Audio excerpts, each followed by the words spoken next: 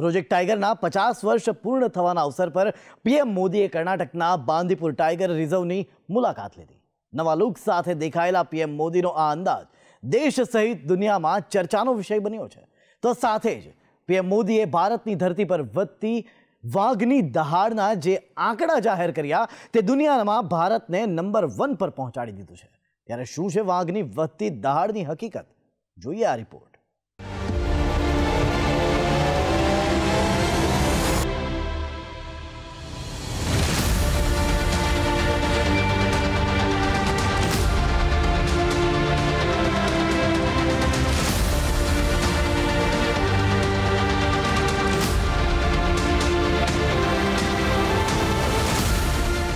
PM मोदीनो नवो look, वन्यजीवों साथे अलग अंदाज।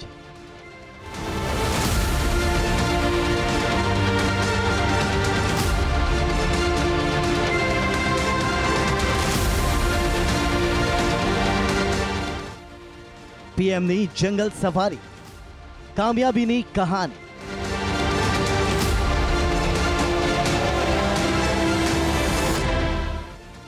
प्रोजेक्ट टाइगर सफलताना 50 वर्ष।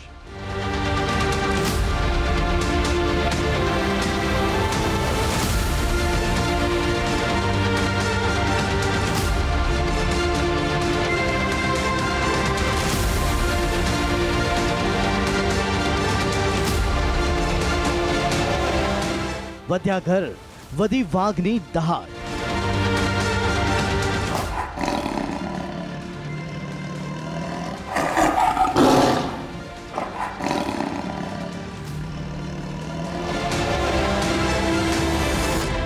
रण 1167 टाइगर साथे भारत विश्व में नंबर 1।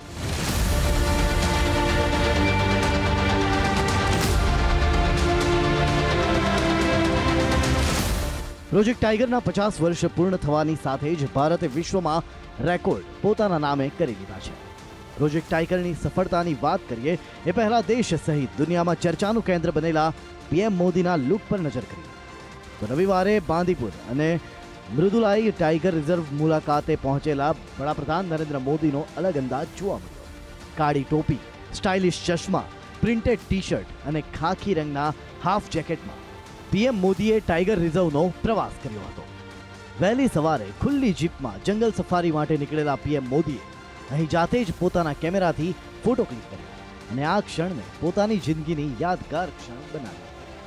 साथे तेमणे पोताना हाथे हाथीने शेरडी खवડાવી અને દૂરબીનની મદદથી બાંદીપુર અને મૃદુલાઈમાં टाइगर रिजर्वનો નજારો પણ માણ્યો। सबसे पहले तो मैं आप सबकी क्षमा चाहता हूं कि मैं सुबह 6 बजे चला गया था। मैंने सोचा था कि मैं समय पर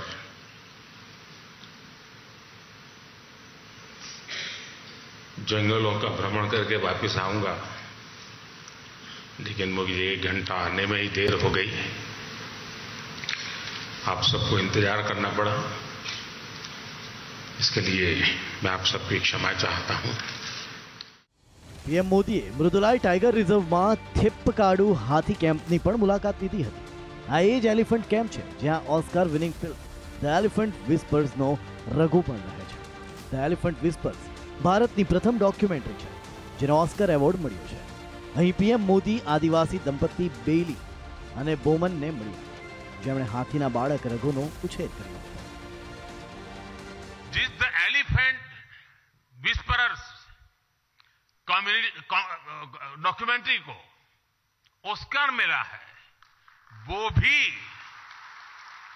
नेचर और क्रिएचर के बीच के अद्भुत संबंधों की हमारी विरासत को दर्शाती है। मिशन लाइफ यानी लाइफस्टाइल फॉर एनवायरनमेंट के विजन को समझने में भी आदिवासी समाज की जीवन शैली से बहुत मदद मिलती है। आ तो बात थई पीएम मोदीना चर्चास्पद लुक अने जंगल सफारी। हवे एक नजरे हकीकत पर पण करी लीधी जेणे दरेक हिंदुस्तानीनुं माथुं दुनियामां गर्वथी ऊंचुं करी दीधुं छे। केम के वाइल्ड लाइफ कन्जर्वेशनमां भारते मुकाम मेळव्युं छे ए अद्भुत छे, अद्वितीय है અને સાથે જ અવિશ્વસનીય પણ છે। કેમ કે એક તરફ દુનિયાના દરેક દેશોમાં જ્યાં વાઘની સંખ્યા કાં તો ઘટી રહી છે અને કાં તો સ્થિર છે, એવા સમયે ભારતમાં વાઘની સંખ્યા સતત વધી રહી છે. વર્ષ 2006માં દેશમાં વાઘની સંખ્યા જે 1411 હતી એ અત્યારે વધીને 3167 થઈ છે. એટલે કે છેલ્લા 16 વર્ષમાં દેશમાં વાઘની સંખ્યામાં અંદાજે 1.5 ગણો વધારો થયો છે. ત્યારે ભારતની ધરતી પર વાઘની વધતી દહાડ માટે તેને સન્માન મળવું જરૂરી છે અને આવું જ સન્માન ખુદ પીએમ મોદીએ પણ અપાવ્યું. टाइगर की संख्या का आंकड़ा हमने छुआ है, जो देखा है, हमारा ये परिवार का विस्तार हो रहा है, ये गौरवमय पल है.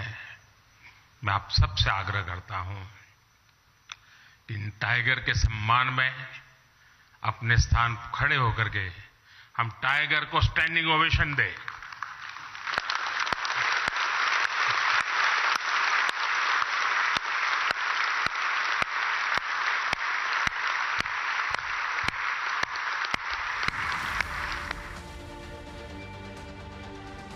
વર્ષ 2006 દેશમાં વાઘની સંખ્યા હતી 1411. તે 2010માં વધીને 1706 પહોંચી. ત્યારબાદ 2014માં 2226, 2018માં 2967 અને 2022માં 3167 થઈ છે, જે ભારત માટે ગર્વથી ઓછું ના કહેવાય. જોકે હકીકત એ પણ છે કે વાઘની વધતી સંખ્યાના કારણે ભારત અત્યારે વિશ્વમાં નંબર 1 બની ગયું છે. ત્યારે ભારત માટે તો આ સફળતા કોઈ સંયોગથી ઓછી નથી, કેમ કે એક તરફ પ્રોજેક્ટ ટાઈગરના 50 વર્ષ પૂર્ણ થયા તો સામે ટાઈગરની વધતી સંખ્યાની દ્રષ્ટિએ ભારતમાં પ્રોજેક્ટ ટાઈગરનો જાણે અમૃતકાળ શરૂ થયો હોય તેવું ગર્વ મહેસૂસ થઈ રહ્યું છે. प्रोजेक्ट टाइगर को 50 वर्ष हो गए हैं.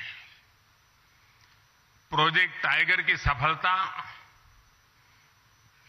भारत के लिए ही नहीं बल्कि पूरे विश्व के लिए गौरव का विषय है.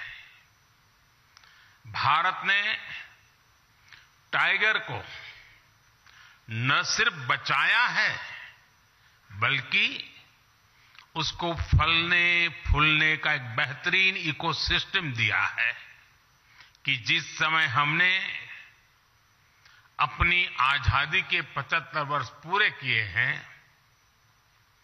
उसी समय दुनिया की करीब करीब 75% टाइगर पॉपुलेशन भारत में ही है. ये भी संयोग है कि भारत में टाइगर रिजर्व भी 75,000 वर्ग किलोमीटर का और बीते 10-12 वर्षों में टाइगर पॉपुलेशन भी 75% बढ़ी है. જો કે ભારત માટે ગર્વની વાત એ પણ છે કે માત્ર ટાઈગર જ નહીં, પરંતુ 75 વર્ષ પહેલા ભારતની ધરતી પરથી વિલુપ્ત થયેલા ચિત્તાએ પણ 75 વર્ષ બાદ દેશની ધરતી પર ફરી જન્મ લીધો. અને આ વાતનો પુરાવો ખુદ પીએમ મોદીના નિવેદન પરથી મળી જાય છે. कुछ दिन पहले ही कूनो नेशनल पार्क में 4 सुंदर शावकों ने जन्म लिया है. भारत की धरती से चीता करीब करीब 75 साल पहले विलुप्त हो गया था. यानी करीब करीब 75 साल बाद भारत की धरती पर किसी चीता ने जन्म लिया है.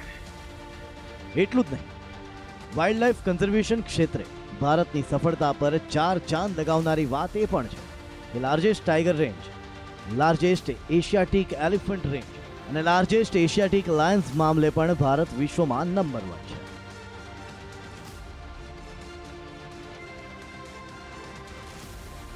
India is the largest tiger range country in the world. With nearly 30,000 elephants, we are the largest Asiatic elephant range country in the world. Our rhino population Of nearly 3,000 makes us the largest single-horned rhino country in the world. We are the only country in the world to have Asiatic lions. The lion population has increased from around 525 in 2015 to around 675 in 2020. Our leopard population went up by over 60% in just 4 years. મહત્વનું છે કે વાઘની વસ્તીની દ્રષ્ટિએ ભારત પહેલા નંબરે પહોંચવા પાછળ 50 વર્ષની મહેનત લાગી છે, કેમ કે વાઘની ઘટતી જતી વસ્તીના રક્ષણ માટે દેશમાં 1 એપ્રિલ 1973ના રોજ પ્રોજેક્ટ ટાઈગર શરૂ કરાયો હતો. શરૂઆતમાં દેશમાં કુલ 18,278 ચોરસ મીટરમાં ફેલાયેલા 9 વાઘ રિઝર્વનો યોજનામાં સમાવેશ કરાયો હતો. છેલ્લા 50 વર્ષમાં આ યોજનાનો વિસ્તાર થયો અને આજે તેની સંખ્યા વધીને 53 થઈ ગઈ છે. આ 53 વાઘ રિઝર્વ વિસ્તારમાં 18 રાજ્યોમાં 75,500 ચોરસ કિલોમીટરમાં ફેલાયેલા છે, જેમાં મધ્યપ્રદેશ અને મહારાષ્ટ્રમાં સર્વાધિક 6 વાઘ રિઝર્વ વિસ્તાર છે, જ્યારે કર્ણાટકમાં 5, તમિલનાડુમાં 4, આસામમાં 4, રાજસ્થાનમાં 4, છત્તીસગઢમાં 4, ઉત્તર પ્રદેશમાં 4, અરુણાચલ પ્રદેશમાં 3, કેરળમાં 2, પશ્ચિમ બંગાળમાં 2, ઉત્તરાખંડમાં 2, તેલંગાણામાં 2, ઓડિશામાં 2, ઝારખંડમાં 1, મિઝોરમમાં 1, બિહારમાં 1 અને આંધ્રપ્રદેશમાં પણ 1 વાઘ રિઝર્વ વિસ્તાર છે. જોકે અહીં મહત્વની વાત એ પણ છે કે ટાઈગર રિઝર્વની આ યાદીમાં ભલે ગુજરાતનું નામ ન હોય, પરંતુ આ ગર્વની ક્ષણમાં પીએમ મોદીએ ગુજરાતને ચોક્કસ યાદ કર્યું છે. वाइल्ड लाइफ कंजर्वेशन के इन सभी प्रयासों में मुझे गुजरात के अपने लंबे अनुभव का भी लाभ मिला है. मैं जब गुजरात का मुख्यमंत्री था तब ने लायंस पर काम किया था. वहीं मैंने सीखा कि किसी वन्य जीव को बचाने के लिए हम सिर्फ एक भौगोलिक दायरे में सीमित नहीं रह सकते. हमें इसके लिए स्थानीय लोगों और एनिमल के बीच एक रिश्ता बनाना होगा. ये रिश्ता इमोशन का भी होना चाहिए और इकोनॉमी का भी होना चाहिए. इसलिए गुजरात में हमने वन्य प्राणी मित्र कार्यक्रम चलाया. 50 વર્ષ પહેલા એટલે કે એપ્રિલ 1973માં ઇન્દિરા ગાંધી સરકારે પ્રોજેક્ટ ટાઈગરની શરૂઆત કરાવી હતી અને પ્રોજેક્ટ ટાઈગરના પહેલા ડિરેક્ટર કૈલાશ સાંખલા હતા. કૈલાશને the tiger man of India પણ કહેવામાં આવે છે. વાઘ પ્રત્યેનું તેમનું સમર્પણ જોઈને તેમને પ્રોજેક્ટ ટાઈગરના પ્રથમ ડિરેક્ટર બનાવાયા હતા અને આજે આ ટાઈગર પ્રોજેક્ટનું અનુકરણ આખી દુનિયા કરી રહી છે. જો કે જ્યાં પણ સફળતાની અને ગર્વની વાત આવે અને એમાં વાંધો ન ઉઠે તો એ રાજનીતિ ના કહેવાય અને આવું જ અત્યારે પણ જોવા મળી રહ્યું છે. એક તરફ દેશ સહિત દુનિયાભરમાં પ્રોજેક્ટ ટાઈગરની સફળતાના વખાણ થઈ રહ્યા છે, ત્યારે કોંગ્રેસ આ મુદ્દે પણ રાજનીતિ કરવાનો મોકો છોડવા નથી માંગતી. દેશમાં ટાઈગરની વધતી સંખ્યાના આંકડા જાહેર કરવા માટે પીએમ મોદીએ પસંદ કરેલી કર્ણાટકની ધરતીને લઈને કોંગ્રેસે આરોપ લગાવ્યો છે કે આ યોજના તો કોંગ્રેસની હતી, જેને પીએમ મોદી રીલોન્ચ કરી રહ્યા છે. देखिए, जब जब मोदी जी को कुछ नया करने का समझ में नहीं आता है तो वो कांग्रेस की योजना को ही वापस रीलॉन्च करने का प्रयास करते हैं. तो वो पुनः कर रहे हैं. ये मोदी जी की ये जब भी वो ऐसा करते हैं, मुझे लगता है मोदी जी को अब कुछ समझ में नहीं आ रहा तो वो कांग्रेस की योजना को ही वापस रीलॉन्च करते हैं. भले वो मनरेगा हो, भले वो प्रोजेक्ट टाइगर हो, भले वो देश के अन्य योजना स्मार्ट जो विलेजेस की बात हो, जो जन औषधि की बात हो, जो कांग्रेस की योजनाएं हैं उन्होंने उनको या तो कोशिश की कि नया नाम दे के रीलॉन्च किया जाए या उसी योजना का श्रेय अपने पास ले लिया जाए. 50 साल पूर्व ये योजना कांग्रेस की सरकार ने, श्रीमती इंदिरा गांधी जी की सरकार ने उस समय लॉन्च की थी. उसके आज हमें परिणाम मिले हैं. देश में आज बाघों की संख्या, टाइगर्स की संख्या बढ़ी है. प्रधानमंत्री जी आ रहे हैं, कोई बात नहीं, पर ये उनकी घबराहट बता रही कि अभी उनके पास कुछ नहीं है। When he has nothing in his mind, वो कांग्रेस की योजना को रीलॉन्च कर। જો કે હકીકત એ પણ છે કે પીએમ મોદીએ ના તો આ પ્રોજેક્ટને ભાજપનો ગણાવ્યો કે ના એનડીએ સરકારનો ગણાવ્યો, કે પછી ના તો આ પ્રોજેક્ટને રીલોન્ચ કરવાની વાત કરી, પરંતુ કોંગ્રેસના નેતાઓને આમાં પણ રાજનીતિ જ દેખાઈ। જો કે તેની પાછળનું કારણ સમજી શકાય એવું છે, કેમ કે દેશના એક બાદ એક રાજ્યોમાં હાંસિયામાં ધકેલાતી કોંગ્રેસ કર્ણાટકમાં પણ તળિયે ના જતી રહે, આ કદાચ તેનો જ ડર બોલી રહ્યો છે।